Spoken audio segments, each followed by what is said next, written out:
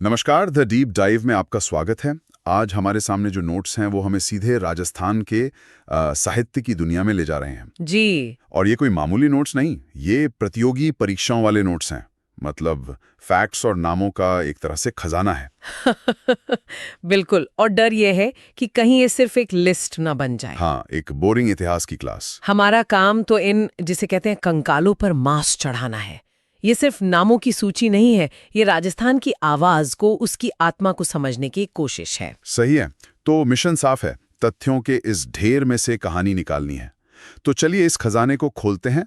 शुरुआत कहाँ से करें? मेरे हिसाब से जहां से किसी भी चीज की शुरुआत होती है, पहले से। पहले से। राजस्थानी साहित्य में पहला कौन था और क्या था? और जब हम पहले की बात करते हैं तो एक नाम तो एक तरह से पूरी क्रांति जैसा है, शिवचंद्र भरतिया। शिवचंद्र भरतिया। सोचिए, एक ही व्यक्ति राजस्थानी साहित्य को उसका पहला नाटक, पहला उपन्यास और पहली कहानी दे रहा है। अरे वाह, ये तो कमाल है। मतलब उन्होंने अकेले ही 3 अलग-अलग दरवाजे खोल दिए। हमारे नोट्स में भी यही नाम है। नाटक है केसर विलास, उपन्यास कनक सुंदर, और कहानी विश्रांत प्रवास। तो ये सिर्फ पहली रचनाएं नहीं थी, ये तो राजस्थानी साहित्य के लिए एक घोषणा पत्र की तरह थी। बिल्कुल, कि अब हम नई विधाओं में भी बात करेंगे। उन्होंने राजस्थानी गद्य को एक ठोस जमीन दी, इसीलिए उन्हें राजस्थानी गद्य साहित्य का जनक कहते हैं। अच्छा, ये सिर्फ एक अकादमिक तथ्य नहीं है, ये एक व्यक्ति के विजन को सम्मान देना है। एकदम सही। और प्रथम की इस लिस्ट में एक और दिलचस्प बात है। पहली राजस्थानी फिल्म नजराणों। और सबसे पुराने ग्रंथ को लेकर अक्सर एक कंफ्यूजन होता है। हाँ, और हमारे नोट्स में भी दोनों नाम साथ साथ दिए हैं, जो बहुत अच्छा है। क्या है वो कंफ्यूजन? देखिए, पहला है भरतेश्वर बाहुबली गौर, जिसे लिखा वज्रसेन सूरी ने। ये राजस्थानी भाषा का सबसे पुराना ग्रंथ माना जाता है। ठीक है। भरतेश्वर बाहुबली गौर। लेकिन इसी से मिलता जुलता एक और नाम है, भरतेश्वर बाहुबली रास। और उसे लिखा शालीभद्र सूरी ने। मतलब सिर्फ एक शब्द का फर्क है, गौर और रास। जी। और लेखक बदल जाता है, पूरी कहानी बदल जाती है। और यही छोटी छोटी बातें हैं जो अक्सर परीक्षाओं में फंसा देती हैं। बिल्कुल। बस इतना याद रखना है कि गौर सबसे पुराना है। तो ये तो हुई रचनाओं की बात, पर जिस भाषा में ये सब लिखा गया, उस राजस्थानी भाषा की अपनी कहानी क्या है? उसका भी तो अपना एक दिन है, अपनी लिपि है। हाँ, 21 फरवरी को राजस्थानी भाषा दिवस जी। और लिपि है मुड़िया या महाजनी। लेकिन इसकी जड़ें कहाँ हैं? ये सवाल बहुत दिलचस्प है। अच्छा। हाँ, क्योंकि इस पर विद्वानों में एक मत नहीं है।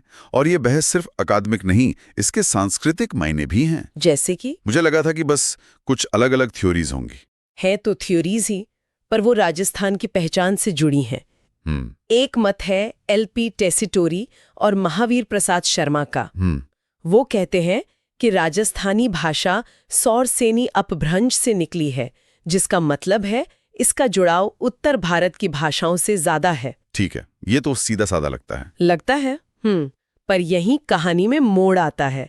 के.एम. मुंशी और मोतीलाल मेनारिया जैसे विद्वान कहते हैं, नहीं, एक मिनट रुकिए, ये गुर्जरी अपभ्रंश से निकली है। गुर्जरी अपभ्रंश मतलब गुजरात का प्रभाव? बिल्कुल। ये नजरिया राजस्थान को सांस्कृतिक रूप से गुजरात के ज्यादा करीब ले आता है। और एक तीसरा मत भी है, जॉर्ज इब्राहिम ग्रियर्सन का, जो नागर अपभ्रंश की बात करते हैं। तो ये बहस सिर्फ भाषा की उत्पत्ति की नहीं है। नहीं, ये इस बात की है कि राजस्थान का सांस्कृतिक रिश्ता किससे ज्यादा गहरा है। वाह, बिल्कुल। भाषा की जड़ें खोजना असल में संस्कृति की जड़ें खोजना है। और जॉर्ज ग्रियर्सन का काम तो मील का पत्थर है। उनकी किताब द लिंग्विस्टिक सर्वे ऑफ रिहेयर। हाँ, उसमें पहली बार राजस्थानी भाषा का वैज्ञानिक वर्गीकरण किया गया। हाँ, 5 भागों में बांटा था, पश्चिमी, दक्षिणी, दक्षिण पूर्वी, मध्य पूर्वी और उत्तर पूर्वी। और नोट्स में साफ साफ लिखा है कि उत्तर पश्चिमी राजस्थानी जैसा कोई वर्गीकरण उन्होंने नहीं दिया। और अक्सर विकल्प में यही देकर फंसाया जाता है। सही कहा। और जब हम वर्गीकरण की बात कर रहे हैं तो एलपी टेसिटोरी का जिक्र फिर से करना बनता है। वही जिन्होंने सौरसेनी अपभ्रंश वाली थ्योरी दी थी। हाँ, एक इटालियन विद्वान जो राजस्थान आते हैं और यहीं के होकर रह जाते हैं। एक इटालियन आदमी बीकानेर के रेगिस्तान में, और लोग उसे धोरोरा धोरी यानी टीलों का स्वामी कहने लगे। ये तो किसी फिल्म की कहानी जैसा लगता है। महाराजा गंगा सिंह ने उन्हें चारण साहित्य पर शोध करने के लिए बुलाया था। उन्होंने पश्चिमी राजस्थानी पर इतना गहरा काम किया, इस धरती से इतना प्यार किया कि लोगों ने उन्हें ये खूबसूरत उपनाम दे दिया। वो सच में धौरों के धौरी बन गए। कमाल है। जी। तो भाषा की इन दिलचस्प जड़ों को समझने के बाद अब उन लोगों की बात करते हैं जिन्होंने इस भाषा को अपनी आवाज दी। हमारे नोट्स में लेखकों की एक लंबी लिस्ट है। चंद्र सिंह बिरकाली, रांगे राघव, मणि मधुकर। ये लिस्ट थोड़ी डरावनी हो सकती है। हाँ, थोड़ी लंबी है। इसे समझने का एक तरीका है कि हम पैटर्न देखें। जैसे चंद्र सिंह बिरकाली की रचनाएं देखिए, लू, बादली, सांझ। नाम से ही पता चल रहा है। इनकी शीर्षक पढ़कर ही आपको राजस्थान की गर्मी, इंतजार करते बादल और ढलती शाम का एहसास हो जाता है। ये प्रकृति के कवि थे। और फिर आते हैं रांगे राघव, घरौंदा, मुर्दों का टीला। ये शीर्षक कितने अलग हैं। ये वो रोमांटिक राजस्थान नहीं है। बिल्कुल नहीं, ये यथार्थ की कड़वी जमीन है। राघव उन शुरुआती लेखकों में से थे जो राजस्थान की सामंती वीरता और प्रकृति के सौंदर्य से हटकर आम आदमी के संघर्ष पर लिख रहे थे। मुर्दों का टीला, ये तो मोहनजोदाड़ो की पृष्ठभूमि पर है ना? हाँ, लेकिन असल में ये किसी भी सभ्यता के पतन की कहानी है। यही उनकी खासियत थी, एक स्थानीय कहानी में एक सार्वभौमिक सत्य खोजना। और मणि मधुकर की रचना पग फेरो का जिक्र नोट्स में विशेष रूप से है। लिखा है कि ये हाल की परीक्षाओं में पूछी गई थी। बहुत ज्यादा प्रासंगिक है आज भी। पग फेरो का मतलब है लौटना। ये आधुनिक जीवन में अपनी जड़ों से कट जाने की पीड़ा और फिर वापस अपनी संस्कृति की ओर लौटने की तड़प की कहानी है। वाह, अब ये नाम सिर्फ एक लिस्ट नहीं लग रहे। और इसी लिस्ट में एक मजेदार कंफ्यूजन भी है। श्रीलाल नथमल जोशी की एक रचना है धोरोरा धोरी। हाँ, और यहीं पर ध्यान देना है, एलपी ट्रेसेटोरी का उपनाम था धोरोरा धोरी। और ये एक रचना का नाम है। बिल्कुल, एक ही वाक्यांश के दो अलग अलग साहित्यिक संदर्भ। जोशी जी की और भी रचनाएं हैं, जैसे आभय पटकी और एक बेड़नी दो बींद। ये नाम ही अपने आप में एक कहानी कह रहे हैं। राजस्थानी समाज पर कटाक्ष। इस लिस्ट को थोड़ा और आगे बढ़ाते हैं। दो नाम और हैं जो ध्यान खींचते हैं, बोल भारमली और बागो भारमली। सही पकड़ा। बोल भारमली सत्यप्रकाश जोशी के रचना है और बागो भारमली लक्ष्मी कुमारी चुंडावत की। नाम इतने मिलते जुलते हैं कि भ्रम होना स्वाभाविक है। हाँ, लेकिन दोनों अलग अलग लेखकों की बहुत महत्वपूर्ण कृतियां हैं। और लक्ष्मी कुमारी चुंडावत तो वो तो खुद में एक इंस्टीट्यूशन थी। खैर, उन पर बाद में आते हैं। पहले उस लेखक की बात करते हैं जिन्हें राजस्थान का शेक्सपियर तक कह दिया गया। विजयदान देथा, बीजी। ये उपाधि तो बहुत बड़ी है। और वो इसके हकदार भी थे। देखिए, बीजी का योगदान ये था कि उन्होंने उन कहानियों को कलम दी जो सदियों से सिर्फ दादी नानियों की जुबान पर जिंदा थीं। मतलब मौखिक परंपरा को लिखित साहित्य बनाया। जी, राजस्थान की लोक कथाओं का जो खजाना बिखरा पड़ा था, उन्होंने उसे समेटकर साहित्य बना दिया। उनकी सबसे मशहूर कृति है बातारी फुलवारी। हाँ, कथाओं का बगीचा। हाँ, दुहिदा और चरणदास चोर जैसी कहानियों पर श्याम बेनेगल और अमोल पालेकर जैसे बड़े निर्देशकों ने फिल्में बनाई। ये कमाल की बात है। मतलब एक लोक कथा को बीजी ने लिखा और फिर एक फिल्मकार ने उसे पूरे देश के सामने रख दिया। दुहिदा पर बनी फिल्म पहेली में तो शाहरुख खान थे। जी, और ये बीजी की ताकत थी। उनकी कहानियां इतनी विजुअल थीं, उनके किरदार इतने सच्चे थे कि वो आसानी से पर्दे पर उतर जाते थे। उन्होंने साबित किया कि राजस्थान के एक छोटे से गांव की कहानी में भी पूरी दुनिया को लुभाने की क्षमता है। बिल्कुल।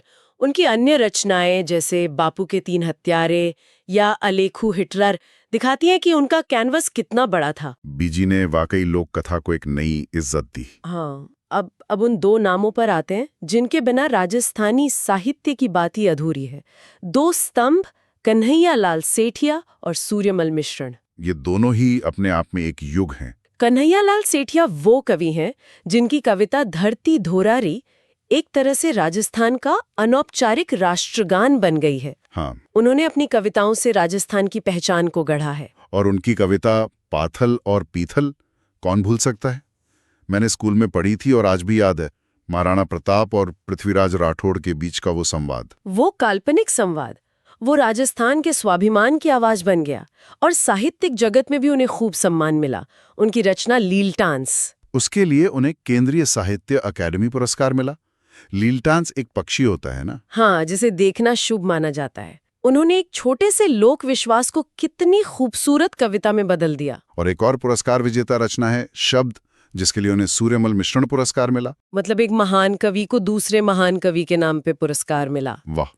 उनकी और भी रचनाएं हैं, मिंजर, अग्निवीणा, रमणीयारा सोरठा। तो अगर सेठिया जी ने राजस्थान की आत्मा को काव्यात्मक अभिव्यक्ति दी, तो दूसरे स्तंभ सूर्यमल मिश्र ने उसके इतिहास और वीरता को कागज पर जिंदा रखा।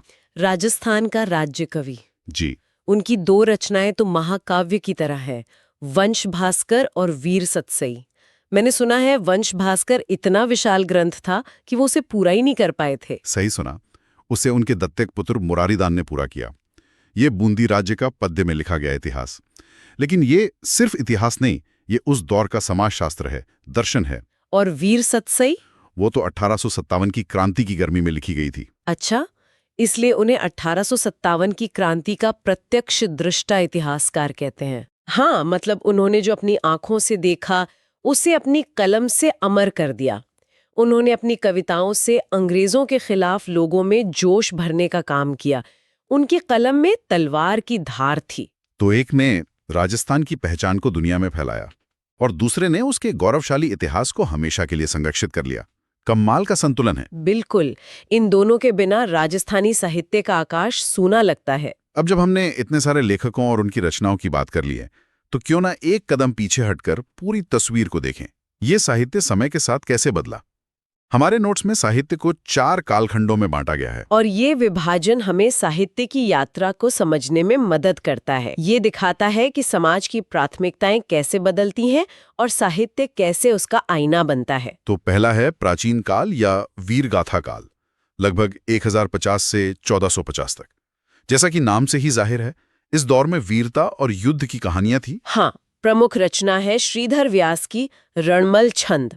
हीरो कौन था? एक योद्धा। फिर आता है पूर्व मध्यकाल यानी भक्ति काल, 1450 से 1650। अब समाज का ध्यान युद्ध से हटकर ईश्वर की ओर गया। मीराबाई जैसी कवियत्रियां इसी काल की देन है।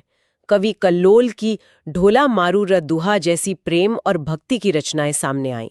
अब कहानी का हीरो एक भक्त था या एक प्रेमी। इसके बाद उत्तर मध्यकाल, जिसे श्रृंगार और रीति का काल कहा गया, 1650 से 1850। यहाँ साहित्य राज दरबारों तक सिमट गया। कृपाराम खिड़िया की राजियारा सोरठा जैसी नीति की बातें करने वाली रचनाएं आईं। और फिर आता है आधुनिक काल, 1850 से लेकर आज तक। यहाँ आकर साहित्य का कैनवास फिर से बहुत बड़ा हो गया। जी, अब कहानी का हीरो कोई राजा या भक्त नहीं, बल्कि आम आदमी बन गया। मेघराज मुकुल की सेनानी जैसी कविता, जो एक रानी के त्याग की कहानी तो कहती है, लेकिन उसमें एक आधुनिक राष्ट्रीय चेतना की झलक है। वाह! तो ये वीरता से भक्ति, फिर श्रृंगार और नीति से होते हुए आम आदमी की चेतना तक का एक शानदार सफर है। ये सिर्फ साहित्य का इतिहास नहीं, ये राजस्थान के समाज का बदलता हुआ चेहरा है। बिल्कुल, ये विभाजन दिखाता है कि साहित्य कभी स्थिर नहीं रहता। वो समाज के साथ साथ सांस लेता है, बदलता है और विकसित होता है। तो आज के इस पड़ताल में हमने राजस्थानी साहित्य के कई जरूरी पड़ावों को पार किया। शिवचंद्र भरतिया के पहले कदम से लेकर विजयदान देथा, कन्हैयालाल सेठिया और सूर्यमल मिश्र जैसे दिग्गजों तक। भाषा की जड़ों से लेकर उसके विकास के अलग अलग दौर तक। हाँ। और मेरे हिसाब से सबसे बड़ा टेकअवे ये है कि राजस्थानी साहित्य सिर्फ राजा महाराजाओं और उनकी लड़ाइयों की कहानी नहीं है। इसमें प्रकृति है, आम इंसान का सुख दुख है, दार्शनिक चिंतन है और समाज पर तीखा कटाक्ष भी है। ये एक बहुत ही जीवंत और समृद्ध परंपरा है। जी। और इसी के साथ हम अपने श्रोताओं के लिए एक सवाल छोड़ जाते हैं। आज हमने जिन रचनाओं की बात की, खासकर विजयदान देथा की कृतियां, वे लोक कथाओं और मौखिक परंपराओं पर आधारित हैं।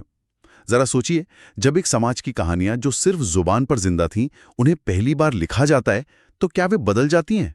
और वो कागज पर उतरी हुई कहानी कैसे उस समाज की याददाश्त को हमेशा के लिए पत्थर की लकीर बना देती है?